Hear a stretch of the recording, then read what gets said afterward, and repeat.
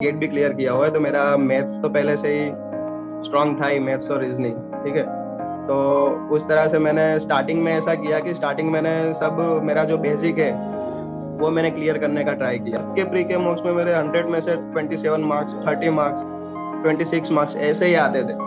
मुझे भी एक टाइम ऐसा लग रहा था कि इसमें तो मेरा कुछ होने नहीं वाला है, ये छोड़ देते हैं, इंजीनियरिंग में कोई जॉब ले लेता हूँ, अच्छा रहेगा। पर मेरा इंटरव्यू इतना अच्छा नहीं गया था, क्योंकि मेरा इंटरव्यू रात को 7:30 बजे आया था, और उन लोगों का भी मूड था नहीं, और मैं जज कर ही नहीं पा रहा था कि मेरे कितने मार्क्स रखेंगे। तो मैं बहुत श्योर नहीं था, पर जब रिजल्ट देखा तो मैं बहुत खुश हुआ, क्योंकि बहुत सालों बाद ये खुशी आई है कि मुझे कोई गवर्नमेंट जॉब मिली है।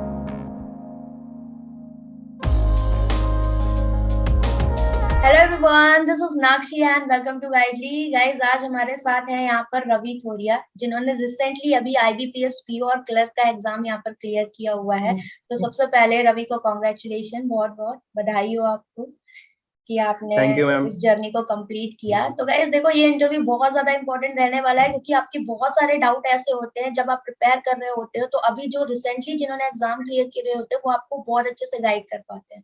ठीक है, तो रवि, सबसे पहले तो आपका स्वागत करते हैं गाइडली पर। और पहली चीज आप बताओ कि आपका बैकग्राउंड क्या रहा था और कितने टाइम में आपने इस प्रिपरेशन को मतलब सक्सेसफुल हुआ इसमें। जी ma'am, thank you for welcoming me. And अब मैं बताना चाहूँगा कि लास्ट मेरा बैकग्राउंड तो इंजीनियरिंग है। ठीक है, और मैंने प्रिपरेशन स्टार्ट की थी, 1 साल हो गया है लास्ट। और लास्ट 1 साल से लास्ट एग्जाम आई थी सब, उसके 1 महीना पहले ही मैंने प्रिपरेशन स्टार्ट की थी, और फिर 1 साल से प्रिपेयर कर रहा हूँ, और अब मैंने जाके क्लियर किया है IBPS PO and IBPS clerk. तो अच्छी बात है, 1 साल हो गया आपको। तो अच्छा, कभी रवि ऐसी बात नहीं आती है लाइक जब आप प्रिपरेशन स्टार्ट कर रहे होते तो आप इस जर्नी को चूज कर रहे हो, तो सबसे बड़ी एक इनसिक्योरिटी भी बनी होती है कि हमसे क्लियर होगा या नहीं होगा। तो उस दौरान आपने मतलब क्या स्ट्रेटेजी अपनाई, क्योंकि विद इन अ 1 ईयर निकालना इज वेरी गुड थिंग कि आपने 1 साल में इतने कंपटीशन में निकाला। तो क्या सोचकर मतलब यस। आपने कैसे प्रिपरेशन स्टार्ट करी थी? अगर हम एक बिगनर ये वीडियो देख रहा होगा तो आपने जब स्टार्ट किया तो आप भी बिगनर हो गए, तो आपने कैसे अपने स्टेप्स आगे बढ़ाए थे? मैम, स्टार्ट में तो मैं यूट्यूब पे से सब देखता था कि कौन सा क्या अच्छा है, कैसे मुझे स्टार्ट करना है, क्योंकि मुझे कुछ पता ही नहीं था एग्जाम के बारे में, क्या सिलेबस है वो भी नहीं पता था। तो मैं बहुत सारे यूट्यूबर्स का वीडियो देखा, गाइडली मैंने बहुत सारे वीडियो देखे, सिलेबस का है, फिर कैसे करना है स्टार्ट, कहाँ से कहाँ टॉप पर पहुंचना है, कैसे पहुंचना है, वो सब मैंने देखा। और इंजीनियरिंग बैकग्राउंड से, और मैंने गेट भी किया हुआ है, गेट भी ओके। क्लियर किया हुआ है, तो मेरा मैथ्स तो पहले से ही स्ट्रांग था ही, मैथ्स और रीजनिंग। ठीक है, तो उस तरह से मैंने स्टार्टिंग में ऐसा किया कि स्टार्टिंग मैंने सब मेरा जो बेसिक है वो मैंने क्लियर करने का ट्राई किया। जैसे कि एरिथमेटिक्स है, रीजनिंग में है, क्या क्या क्या करना है, और बेसिक मेरा स्ट्रांग रहेगा ना, तो मुझे लग रहा था कि आगे मैं कुछ कर पाऊंगा। बेसिक ही क्लियर नहीं होगा तो फिर कोई फायदा नहीं है, तो पहले मैंने मेरा बेसिक क्लियर किया, और फिर मैं आगे बढ़ा ऐसे। ओके, तो मतलब फर्स्ट थिंग ये है कि आपने पूरा गो थ्रू किया कि एग्जाम कैसा आता है, यूट्यूब से आपने देखा कि कैसे आपको पढ़ना है। ठीक है, तो रवि, ये सबसे ज्यादा प्रॉब्लम जो स्टूडेंट को आ रही है आजकल, जो हम लोग बात करते हैं कि जब बिगनर होते हैं तो वो लोग गिव अप कर जाते हैं पजल सेक्शन में, क्योंकि बहुत टाइम लग जाता है, या अर्थमेटिक पढ़ते हैं, मतलब वीडियोस देखते, पर उनका डाउट रहता है कि मैम खुद से करते तो नहीं हो पाता। तो आपने इस पर कैसे वर्क किया? मेरा भी ऐसा ही सिचुएशन था, क्योंकि स्टार्टिंग मैंने मेरे 2 साल तो गेट में बिगाड़ दिए थे ग्रेजुएशन के बाद, और फिर मैंने वो गेट क्लियर कर दिया, पर मेरे को जो कॉलेज में मिला था एनआईटी में गोवा में, मुझे वहां लेना नहीं था। तो अब मैं क्या करूँ, इंजीनियरिंग के बाद तो अभी स्कोप बहुत कम हो गया है। वैसे भी मैं इलेक्ट्रिकल इंजीनियरिंग हूँ, इंजीनियर से बिलोंग करता हूँ, तो उसका तो स्कोप ही है ही नहीं ज्यादा। तो फिर मुझे लगा कि क्वांट और रीजनिंग तो मेरा अच्छा है ही, तो मैं ये लाइन में आ जाऊँ। पर ओके। उसमें बेसिक क्लियर करना, और जैसे कि आप बोल रहे हो कि बहुत सारे लोग गिव अप कर जाते हैं कि ये हो नहीं रहा है इतने टाइम में, तो मैं बताऊं कि स्टार्ट में मैं मॉक्स देता था ना, तो मेरे कोई भी मॉक्स, प्री क्लर्क के प्री के मॉक्स में मेरे 100 में से 27 मार्क्स, 30 मार्क्स, 26 मार्क्स ऐसे ही आते थे। तो मुझे भी एक टाइम ऐसा लग रहा था कि इसमें तो मेरा कुछ होने नहीं वाला है, ये छोड़ देते हैं, इंजीनियरिंग में कोई जॉब ले लेता हूँ, अच्छा रहेगा। पर फिर लास्ट टाइम मैंने बोला एक ट्राई तो करते हैं, तो सब एग्जाम मैंने फेल की, सब एक मेरी फेल हो गई, सिर्फ एक निकली आईबीपीएस पीओ प्री निकली मेरी। तो उसमें लास्ट टाइम वो मेरा फर्स्ट टाइम ही था, तो मैंने फिर बहुत सर्च करना स्टार्ट किया, और उसकी मेंस भी निकाल ली। और इंटरव्यू भी क्रैक कर दिया उसका, पर मेंस में मेरे कट से सिर्फ एक ही मार्क्स ज्यादा था, तो last time final cut off में मैं 1.5 या 2 मार्क्स से रह गया। पर तब एक कॉन्फिडेंस आया कि नहीं, अब मैं निकाल तो सकता हूँ, अगर मैंने एक ही महीने 1 डेढ़ महीने मेहनत करके इतना कर लिया है तो मैं आगे कर सकता हूँ। तो गिव अप नहीं करना है, आपको बिल्कुल। थोड़ा और अपना 100% से थोड़ा ज्यादा देना होगा तो दे देना चाहिए, पर गिव अप नहीं करना है आसानी से 1 डेढ़ महीने में या 6 महीने में। 1 साल तो दो एटलीस्ट, बिल्कुल सही बात है। तो ये आप बैंकिंग में कर पाओगे। ओके रवि, और रवि आपकी प्रिपरेशन में गाइडली का क्या रोल रहा, आप थोड़ा बताना चाहोगे? एक्चुअली मैम मैंने स्टार्ट में ही गाइडली का बंडल पीडीएफ है वो ले लिया था। गाइडली के मॉक्स में बहुत देता था, और गाइडली के मॉक्स सब लोग बोल रहे हैं कि थोड़े हाई लेवल के होते हैं, पर मैं ऐसा मानता हूँ कि अगर हाई लेवल के नहीं होंगे तो फायदा क्या है? अगर आप बहुत इजी लेवल के मॉक्स दे दोगे तो और एग्जाम में ऐसा आएगा नहीं तो फायदा क्या है? मैं पर्सनली बिलीव करता हूँ कि अगर मैं हाई लेवल के मॉक्स दूंगा और एग्जाम में इजी क्वेश्चन आए तो वो मुझे ज्यादा इजी लगेंगे, पर अगर मैं लो लेवल के मॉक्स दूंगा और एग्जाम में हाई लेवल का है तो मेरे को प्रॉब्लम क्रिएट करेगा ही एग्जाम में। तो आप पहले से हाई लेवल की प्रिपेयर करो और फिर लो में इंजॉय करो। देखो तो बहुत ये अच्छी बात गाइडली का। इन्होंने बोली। ठीक है, तो एक सक्सेस की ये भी होती है गाइस कि अगर आप लोग भागते हो ना, आपको चाहिए, आप कंफर्टेबल जोन में एक अपने क्वेश्चन करना चाहते हो, लाइक जो हो रहा है वैसा ही लेवल आप पसंद करने लगते हो। बट रियल एग्जाम की वो नीड नहीं होती है, क्योंकि कभी पेपर आपको पता नहीं इजी आ रहा है, मॉडरेट आ रहा है, कभी थोड़ा मॉडरेट से अबव लेवल भी आ जाता है। तो आप लोगों को उस हिसाब से अगर एक सिचुएशन के लिए प्रिपेयर करना है कि कुछ भी हो आपको बेस्ट देना है, तो वहां पर आपके लिए इम्पोर्टेंट है कि आप वहां पर थोड़ा सा अच्छे लेवल को एक लेवल अब अबव आप जाओ। ठीक। अब एक बात बताइए रवि कि जैसे कि आप बहुत लोगों का एक डाउट होता है कि इंटरव्यू जो है कि इंग्लिश में दे या हिंदी में दे, तो आपका क्या मीडियम रहा था इंटरव्यू का? मैम मैंने तो अभी तक 4 इंटरव्यू दिए हैं total. Okay. RRB PO, IBPS PO में 2 बार और एसबीआई पीओ 1 बार। मैंने चारों इंटरव्यू हिंदी में ही दिए हैं सब। ओके, और हिंदी में मेरा दिया। ऐसा मानना है कि अगर हम इंडिया में रहते हैं तो क्यों इस इतना ऑफ है, हाँ। जबकि हिंदी हमारी मातृभाषा है तो हम उसको ही ज्यादा। मेरे को ऐसा लग रहा है कि मैं तो हिंदी ऑफ करूंगा जहां तक बन सकता है। अगर ऐसा हो कि नहीं इंग्लिश में ही करना है तो फिर आई मैं comfortable in English also, but Hindi पहले प्रीफर करूंगा क्योंकि मुझे उसमें हाँ, समझाना अच्छा लगता है, मैं समझा पाता हूँ अपने आप को। बिल्कुल। इंग्लिश में क्या रटा रटा बोलना पड़ता है। सही बात है, बहुत अच्छी बात रवि ने बोली कि आप जिस चीज में कॉन्फिडेंट फील करते हो आपको उसी में वही लैंग्वेज अपनानी चाहिए इंटरव्यू में। क्यों? क्योंकि अगर आप अपनी बात को अच्छे से समझा नहीं पा रहे हो और अगर वो रटा रटाया लग रहा है तो वो बहुत गंदा इम्पैक्ट डालता है। ठीक है, तो अच्छी बात इन्होंने बताई। तो आई होप आप लोग का ये डाउट क्लियर होगा कि हिंदी इंग्लिश में जो आप लोग इंग्लिश का फेयर बना लेते हो। तो अच्छा एक बात बताना रवि, आपने इंग्लिश के लिए कैसे प्रिपेयर किया था? मोस्टली लोग बोलते हैं रीडिंग पर ध्यान दो, तो आपका मतलब कैसे आपने इस सेक्शन को प्री टू मेंस प्रिपेयर किया? मैंने तो मैम स्टार्टिंग से ही इंग्लिश के लिए मैंने सारे वीडियोस देखे थे, तो किसी का मुझे अच्छा लगा होता, जैसे कि मैंने न्यूज़पेपर स्टार्ट किए थे पढ़ने स्टार्टिंग में। ओके। इंग्लिश न्यूज़पेपर स्टार्ट किए थे, उससे 2 चीजें अच्छी होती है। पहले तो आपका इंग्लिश अच्छा होता है, आप कोई भी एडिटोरियल पढ़ लो या कोई भी न्यूज़ पढ़ लो, और साथ साथ में उसका ये भी रोल है कि आपका जो जीए सेक्शन है उसमें भी तो आपको कोई न्यूज़ पढ़ी और याद रह गई हो तो वो भी आपके लिए अच्छा ही है एक तरीके से। तो मैंने ये करा था। फिर ग्रामर के रूल्स है वो मैं हर 3 में एक बार पढ़ लेता था ताकि भूल ना जाऊँ। वो एरर डिटेक्शन आता है ग्रामर के रूल से बेसिस। और बहुत सारी मैंने सीरीज देख ली थी, इंग्लिश सीरीज, ताकि मेरा इंग्लिश स्पीकिंग भी अच्छा हो और मुझे समझ भी आए कि कोई नए वर्ड्स हो, ऐसा हो, हाँ, कुछ भी हो। बिल्कुल। बाकी इंग्लिश में तो ज्यादा, हाँ मैं रोज रोज 1 या 2 आरसी कर देता था।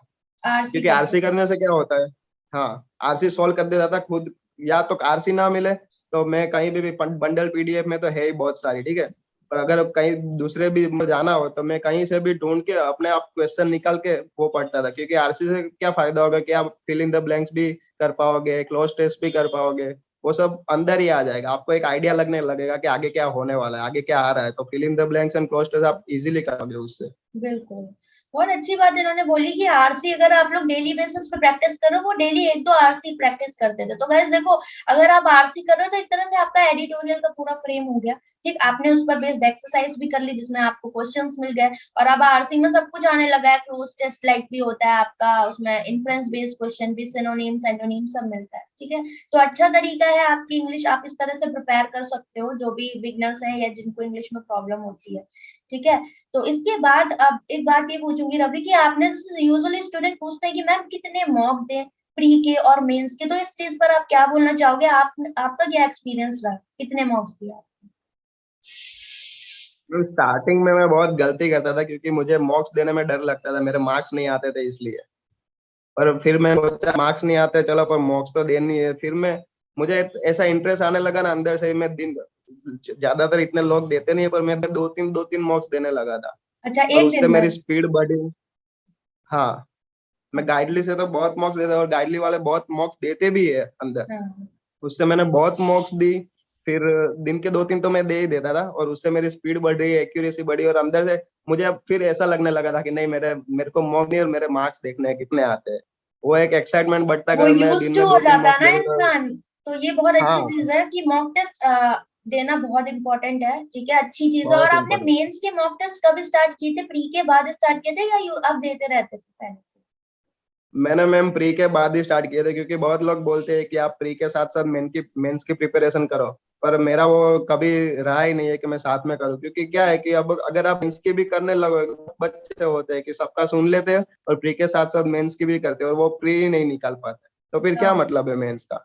ये भी बात है। ज्यादा फोकस पहले प्री पे रखो फिर मेंस पे जाओ ना, टाइम तो मिलता ही है हमको, ऐसा नहीं है कि टाइम पूरा नहीं मिलता। और अगर आप प्री क्लियर कर रहे हो तो आप मेंस के लिए एलिजिबल हो, तो आप उतना नॉलेज है आप में कि आप मेंस के लिए भी प्रिपेयर कर पाओगे कम टाइम में भी। बिल्कुल। तो मेंस और के लिए मैं तो प्री के बाद ही जाता हूँ। अच्छा, तो इस बार आपके जीए में कितने मार्क्स आए, आईबीपीएस पीओ में, शेयर जीए में तो करेंगे? मैम इस बार मेरा बहुत कम है मार्क्स, क्योंकि इस बार मैंने बहुत ज्यादा पढ़ा नहीं था, एक ही सोर्स से पढ़ा था, मेरे पास उतना टाइम भी नहीं था, मुझे दूसरे सेक्शंस पे फोकस करना था, तो मेरे 7 मार्क्स है शायद। हाँ, पर मैं एक्सपेक्ट ज्यादा कर रहा था, पता नहीं क्या हुआ है, मैं बहुत 14 कम या से 15 रह, एक्सपेक्ट। मतलब बहुत कम से चूके आप, मतलब कट ऑफ आई थिंक 6 के आसपास गई थी ना? 5 to 6 गई नहीं, थी? ओबीसी की गई थी आई थिंक 2 के आसपास, क्योंकि 2 जीए के भी इस साल आसपास? बहुत टफ आया बहुत था। टफ आया था। कोई ना, तो चलो, तो फिर अच्छी हाँ, चीज है कि देखो कभी कभी हो जाता है पेपर आपका टफ आ रहा है, अगर आपका जीए अच्छा नहीं भी है तो भी आपके सामने एग्जांपल है कि आईबीपीएस पीओ फाइनली बैठा हुआ है, ठीक है। तो सबसे स्ट्रांग आपका कौन सा सेक्शन रहा और सबसे अच्छे मार्क्स किस सेक्शन में आपने गेन किए थे?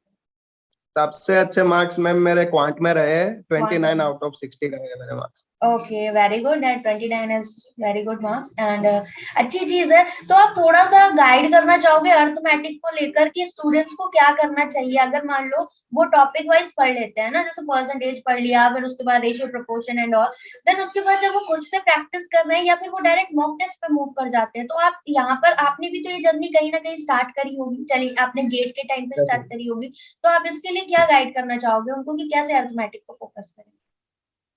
पहले तो मैं सबको यही बोलना चाहूंगा कि आप अपना बेसिक क्लियर कर लो अरिथमेटिक में।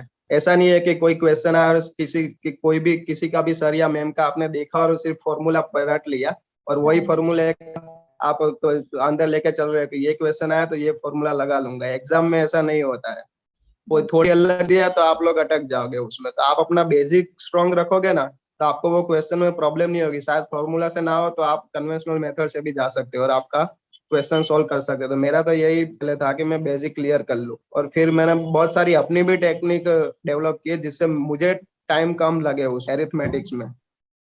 और फिर बेसिक स्ट्रॉन्ग के आप सेक्शनल मॉक्स दो, चैप्टर वाइज मॉक दो, मैं मॉक्स बहुत ज्यादा और उससे मेरा सब इम्प्रूवमेंट होने लगा। क्योंकि अगर मैं ऐसे बताऊं कि ह- अभी तक मैंने 1000 से ज्यादा मॉक्स दे दिए होंगे, 1000 से ज्यादा, 1000 तो मैं कम बोल रहा हूँ। तब नंबर ऑफ क्वेश्चन आ गए मुझे कि एग्जाम में कोई नया क्वेश्चन लग नहीं रहा है कि ये मैंने किया नहीं है। ये तो बहुत अच्छी जो चीज है। चीज आपने पहले कर ली है वो आप दूसरी बार कर सकते हो, बिल्कुल बिल्कुल, बहुत कुछ सही नया बात नहीं लग बोली रहा। इन्होंने। मतलब मुझे बहुत अच्छा लग रहा है आज इनका इंटरव्यू लेकर, क्योंकि इनकी जो भी बातें हैं, मैं भी, मतलब जो आपकी स्ट्रेटेजी रही थी, ये मैं भी मतलब यही स्टूडेंट को बताती हूँ कि मॉक टेस्ट के थ्रू आप अपनी कमियों को देख सकते हो, वहां से आप बहुत ज्यादा इंप्रूव करते हो। तो गाइस, जितना हो सके मॉक टेस्ट दीजिए, वहीं से अपने आप की अपनी जो भी कमियां हैं उनको आप सुधारो, ठीक है।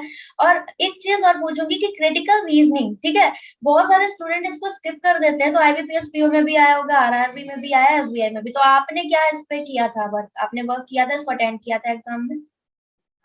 जी मैम, मैं इसको अटेंड करता ही हूँ क्योंकि पहले मैंने इसका सब लिख लिया था, जो भी रूल्स है इसका, बहुत ओके। सारे रूल्स है वो फॉलो कर रहे हैं, तो मैंने वो रूल लिखे उसको याद रख लिया था क्योंकि इसमें याद रखना पड़ता है। और फिर मैंने उसके बहुत सारे मॉक्स दे दिए और मैं देखा कि मेरे मार्क्स आ रहे हैं, अगर हाँ, मैं समझ पा रहा हूँ क्वेश्चन को और आंसर दे पा रहा हूँ, और फिर मैंने देखा कि मेरे मार्क्स आ रहे हैं उसमें अराउंड 80% मेरे मार्क्स आ रहे हैं 100 में से। फिर वेरी मैंने सोचा कि मैं एक एग्जाम में अटेम्प्ट करूंगा ही, अगर ना आ रहे होते तो फिर मैं उसको छोड़ देता, क्योंकि वो नेगेटिव मार्क्स ज्यादा ला हाँ, देते वही अगर ना वही आ बात रहे हो होते। जाती ना। तो मतलब अब तो इसका रेशियो धीरे धीरे बढ़ता जा रहा है, तो मतलब स्टूडेंट्स को इस पर अब वर्क करना चाहिए। अगर आप पीओ लेवल के लिए या किसी भी एग्जाम के लिए, क्लर्क में भी आने लगा है आपका, तो अगर आप चाहो तो उस पर हाँ वर्क कर सकते हो, ठीक है, क्योंकि स्कोरिंग होता है, कम टाइम में आप इसमें स्कोर कर सकते हो। अच्छी बात है, तो हाँ। बहुत अच्छा था। और अब कैसा लग रहा है रवि, मतलब जब फाइनल रिजल्ट आया तो कैसा आपको फील हुआ? आपने तो दोनों एग्जाम क्लियर किए, ज्वाइन तो ऑब्वियसली पीओ आप करोगे। हाँ मैम, तब तो मुझे लग नहीं रहा था। मुझे पता था कि मेरे 18 मार्क्स अबव है कट ऑफ से, पर मेरा इंटरव्यू इतना अच्छा नहीं गया था, क्योंकि मेरा इंटरव्यू रात को 7:30 बजे आया था, और ओके। उन लोगों का भी मूड था नहीं, और मैं जज कर ही नहीं पा रहा था कि मेरे कितने मार्क्स रखेंगे, तो मैं बहुत श्योर नहीं था। पर जब रिजल्ट देखा तो मैं बहुत खुश हुआ, क्योंकि बहुत सालों बाद ये खुशी आई है कि मुझे कोई गवर्नमेंट जॉब मिली है। सो वो तो खुशी जायज है। बिल्कुल मिलेगी। जो फाइनली जो लोग हार्ड वर्क करते हैं गाइस, उनके लिए होता ही है, ठीक है। आप कभी ना कभी तो सक्सेस पाओगे ही। तो एक कोई एक ऐसी Yes. चीज जो आपने प्रिपरेशन के दौरान जो आपको मोटिवेट रखती हो रवि, तो वो आप स्टूडेंट्स को क्या बताना चाहोगे जो अभी प्रिपेयर कर रहे हो? क्योंकि अभी बहुत लोगों का सिलेक्शन देखो हुआ नहीं है, ठीक है, मेंस नहीं निकला, किसी का प्री नहीं निकला, तो जो लोग अभी मतलब डरे हुए हैं लाइक कि करें या छोड़ दें, तो उनको आप क्या सजेस्ट करना चाहोगे यहाँ पर? मैं बोलूंगा तो सब लोग हंसेंगे, पर मेरे को हम्म, एक ही चीज मोटिवेट करती थी। जब भी मैं डिमोटिवेट फील होता था, तब मैं कोई भी जो भी एग्जाम प्रिपेयर कर रहा हूँ, यूट्यूब पे उसका सैलरी देख लेता था। अच्छा। और उससे मुझे मोटिवेशन मिलती थी कि नहीं, मेरे को करना है, मैं कर लूंगा। बिल्कुल बिल्कुल, अच्छी चीज है, कुछ ना कुछ मोटिवेशन होनी चाहिए, भले ही वो कुछ भी हो, ठीक है, हंसने की हाँ बात नहीं है, फाइनली हमें अचीव करना होता है। तो बहुत अच्छी चीज है। तो आप फर्स्ट सैलरी जो आपकी मिलेगी उससे आप क्या करना चाहोगे? कुछ सपने देखे होंगे, लाइक लगता है ना कि हाँ फर्स्ट सैलरी मिलेगी तो ये करूंगा वो करूंगा, तो क्या सोचा आपने? जी मैम, मैंने बहुत कुछ सोचा है फर्स्ट सैलरी के बारे में तो। पर सबसे पहले तो मैं कुछ अच्छा काम करना चाहूंगा, जैसे कि किसी को खिलाना, या हम्म। कोई अच्छे काम में हेल्प करना। मेरे सैलरी का 10 या 20% फर्स्ट सैलरी का तो मैं उसमें ही दूंगा। ठीक है। बाकी तो कोई ट्रिप विप हो तो फ्रेंड्स के साथ जाऊंगा। चलिए ऐसा ही सही है। सोचा है, बाकी तो कुछ सही ज्यादा सही है। है अब नहीं। डेज आ रहे हैं, अब एंजॉय करिए लाइफ को, बहुत बढ़िया लगा, ठीक है, रवि के साथ कनेक्ट होकर। बहुत सारी उन्होंने की पॉइंट्स बताया जो एक एस्पिरेंट के लिए बहुत ज्यादा इंपॉर्टेंट है। तो इस गाइस इस पूरे वीडियो को आप अच्छे से देख सकते हो, ठीक है। तो thank you so much Ravi for coming here, and again congratulation. Thank you ma'am, thank you.